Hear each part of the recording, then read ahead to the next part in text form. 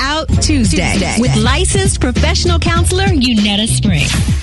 It is Talking Out Tuesday on the Rickey Smiley Morning Show. Y'all help me welcome licensed professional counselor Yunetta Spring. Yunetta, good morning. Good morning, Rickey. Hey, how y'all doing? Good morning. Man, we happy to be here and so excited about you because, you know, you've been talking about acceptance and this morning you want to talk about acceptance as it relates to grief. And, you know, let me tell you something, man. It is hard to deal with death of a loved one, whether it's from COVID or some other illness or unexpected passing. So talk to us about acceptance and grief. Yeah. I mean, we've had to talk about this so many times this year, right? And it's just happening.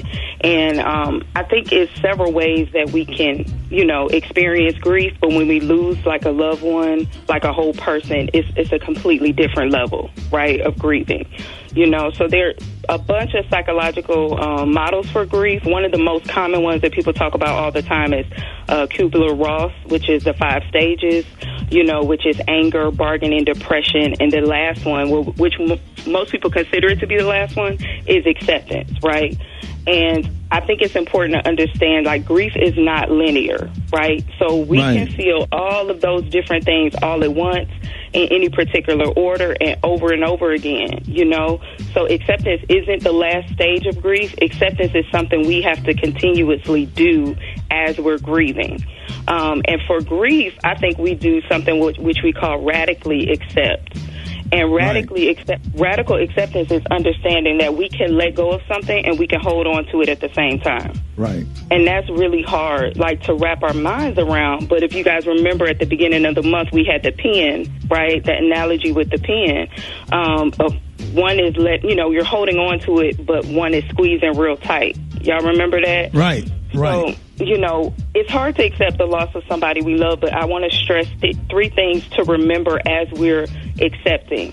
One thing is acceptance is not agreement, okay? So me accepting a loss does not mean I'm saying it's okay, you know? So I think that's really important to specify. The next one is acceptance is not a one-time event.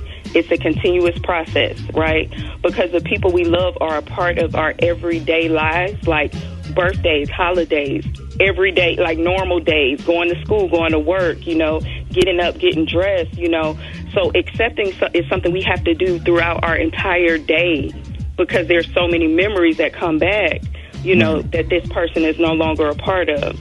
And then accepting the loss does not mean that you stop grieving once you accept. You know, our bodies need to mourn, so we have to continuously process our grief, you know. So accepting is knowing that our lives are never going to be the same. So, you know, that is a part of the process. Mm-hmm. What do you feel like the best way is to process grief? You know, I feel like there is no best way in terms of me telling you how you could process it. I think the best way is just to allow our bodies to do what our bodies want to do, right? Right. And what we do typically is we avoid things that are painful.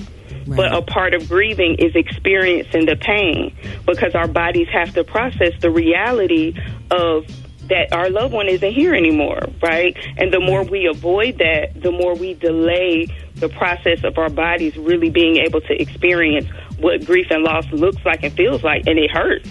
You know, we don't want to experience that. Yeah, because I was trying not to, you know, go into depression because, man, that crying every 10 minutes, but just like consistently just crying and just deep sadness. Or whatever. It's been a rough couple of weeks, you know, for me.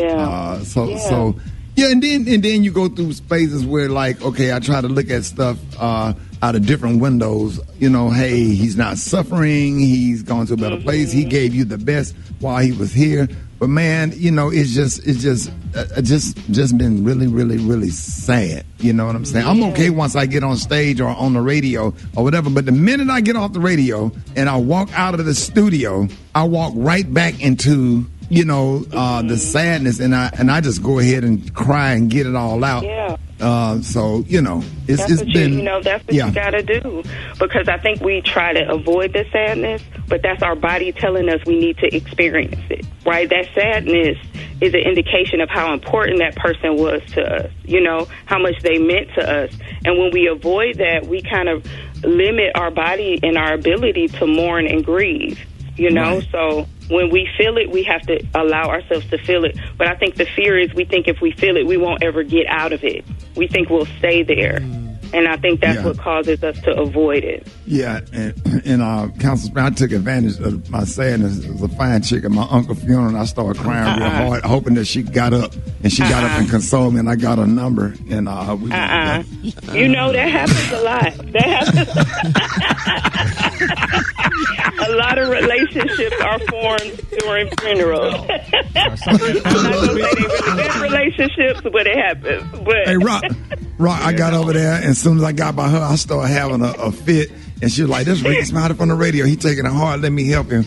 And then, then we, she was wiping tears. I was crying for real, but I saw her out of the corner of my eye when I was viewing the body. So when I was walking back to my seat, that's when I started having like a little breakdown and stuff. And so we went to Applebee's and we talked about it and stuff and went through it together. And we've been together ever since. She's pregnant. As a matter of fact, she's pregnant. Hey, no, let everybody say what? Huh? I said, if you all want to follow me, you can go to Springport Counseling on Instagram and Facebook. Text the word Spring to 55444 or follow me at Yunetta Spring on YouTube. We not fooling with Rickey today, okay? Council Spring. I went home and pulled out that obituary section, boy. I be going to funerals now, but that's where they be at, bro. That's where they be at. You know, I'm Rickey Smiley, bro. They know me, so I stand there when the family going in. I find a fine one that's by herself.